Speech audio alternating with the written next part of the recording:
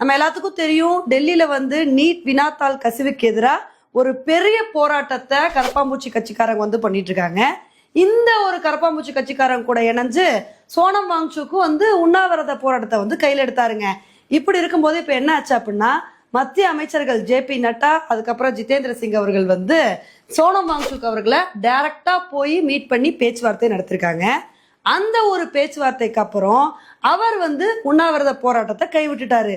இது மட்டும் இல்லாம நேத்து பிரதமர் மோடி அவர்கள் வந்து ஒரு வீடியோவை மிட் நைட்ல வந்து வெளியிட்டிருக்காரு.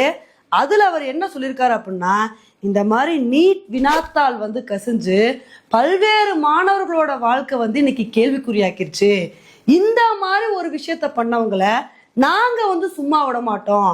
அவங்க மேல கண்டிப்பா நடவடிக்கை எடுத்து அவங்களுக்கு ஒரு பெரிய தண்டனையை கொடுத்தே தீருவோம்.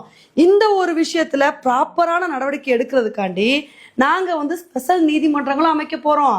அதே மாதிரி குற்றவாளிகளுக்கு உடனடியா சரியான தண்டனை கொடுக்கறதுக்காண்டி ஒரு ஸ்பெஷல் சட்டத்தையும் வந்து இயற்ற போறோம்.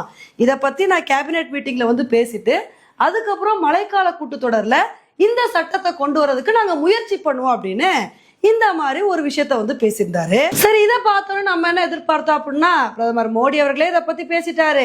இன்னொரு பக்கம் சோனம் வாங்சுக்கும் உண்ணாவிரத போராட்டத்தை கைவிட்டுட்டாரு. இதனால கரப்பாம்பூச்சி கட்சிக்காரங்களும் இத்தோட இந்த போராட்டத்தை கைவிட்டுருவாங்க அப்படின்னு தாங்க எதிர்பார்த்தோம். ஆனா இதுல தாங்க பெரிய ட்விஸ்டே வந்திருக்கு. இப்ப கரப்பாம்பூச்சி கட்சிக்காரங்க என்ன சொல்லிட்டு வந்துட்டு இருக்காங்க அப்படின்னா, அதெல்லாம் முடியாது, பிரதமர் மோடி அவர்களோட பேச்சை கேட்டுட்டு நாங்களாம் போராட்டத்தை கைவிட முடியாது. எங்களோட கோரிக்கை என்ன அப்படின்னா, அமைச்சர் தர்மேந்திர பிரதான் அவர்கள் வந்து பதவி விலகணும். அவர் பதவி விலகுற வரைக்கும் எங்களோட போராட்டத்தை நாங்க கைவிடவே மாட்டோம்.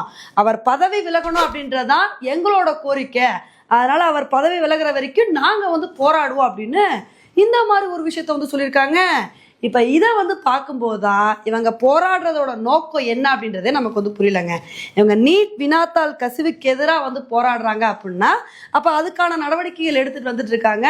யாருனால வந்து அந்த நீட் வினாத்தாள் கசிவு ஆச்சோ அவங்க மேல நடவடிக்கை எடுப்போம், சிஸ்டத்தை சரி பண்ணுவோம் அப்படின்னு சொல்லிட்டு பிரதமர் மோடி அவர்களே இறங்கி வந்து வீடியோ வெளியிட்டாரு. அதுக்கு முன்னாடி அவர் பதிவும் வந்து போட்டுட்டாரு. இப்படி இருக்கும்போது இன்னமே அவங்க போராட்டத்தை கைவிடாம தர்மேந்திர பிரதான் அவர்களோட பதவி விலகலை தான் நாங்க எதிர்பார்க்கிறோம்னு சொல்றாங்க அப்படின்னா இதுதான் என்ன அப்படின்னு நமக்கு வந்து புரியல. இப்போ ஒரு பிரச்சனை இருக்கு அப்படின்னா அந்த பிரச்சனை சரியாகுதா இல்லையா அப்படின்றத வந்து பார்க்கணும்.